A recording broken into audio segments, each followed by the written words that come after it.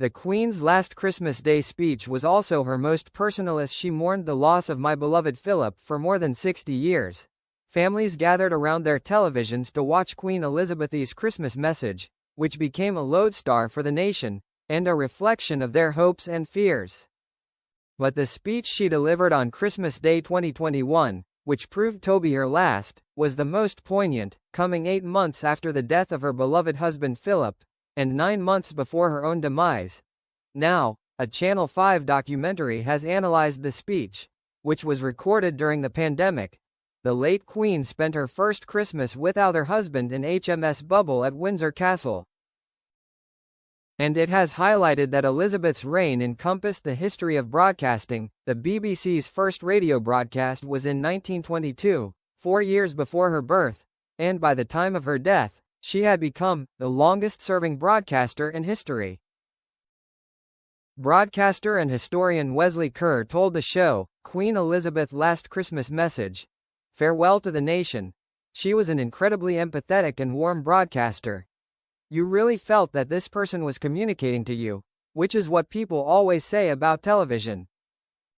You are not communicating to 20 million people. You are communicating to an individual or a family in their homes, and you are giving a message that you have crafted to them, which is subtly different each year. Whatever the trouble and strife, she always seeks to say something optimistic." This is as true in her last Christmas message as it was in her first Christmas message in 1952. In her 69th and final message, Elizabeth, then 95, gave her most personal ever Christmas message, evoking the mood of the nation, by talking about her own grief as well as the lives lost during the pandemic. Although it's a time of great happiness and good cheer for many, Christmas can be hard for those who have lost loved ones, she said. This year especially I understand why. For me, in the months since the death of my beloved Philip, I have drawn great comfort from the warmth and affection of the many tributes to his life and work from around the country, the Commonwealth and the world. His sense of service, intellectual curiosity and capacity to squeeze fun out of any situation were all irrepressible. That mischievous inquiring twinkle was as bright at the end as when I first set eyes on him. However, she did not just pay tribute to her husband in words.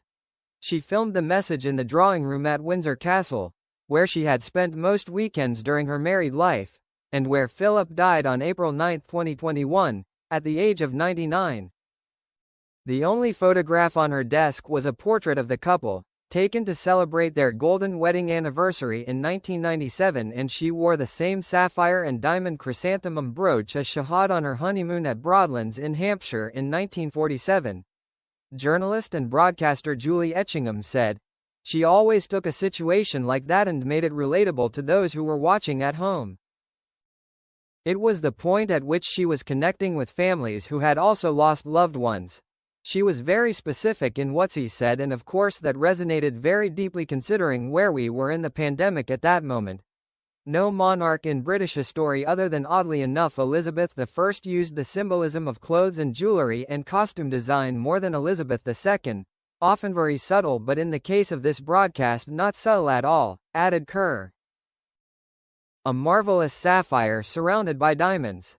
That's something she wears," repeated Ly throughout her reign. "It's one of her favorite pieces, and a plain message from using the sapphire chrysanthemum brooch. A message of love." The tradition of the monarch's Christmas message began in 1932 with the Queen's grandfather King George V. He received so many telegrams thanking him that he made it an annual tradition. During World War II, the Queen's father King George VI used his message to offer reassurance during the bleak years, and millions tuned in. Queen Elizabeth II made her first broadcast in 1952, the year of her father's death, and 5 years later, Prince Philip helped her create her first televised speech, which was from the Long Library, at Sandringham, in Norfolk. But, although traditional, she embraced new technology, recording her Christmas broadcast in 2012 in 3D to celebrate the Olympics and the Diamond Jubilee. During the COVID pandemic, the Queen was determined to reunite the community behind her Christmas message. Children from a local school helped decorate the Christmas tree behind her.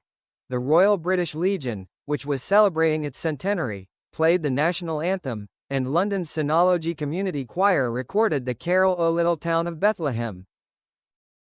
Mark de Lister, choral director of Singology Community Choir, said, "The Queen really wanted to hear a voice from the community, bringing people back. Galvanizing the community was something that was really important to the monarch."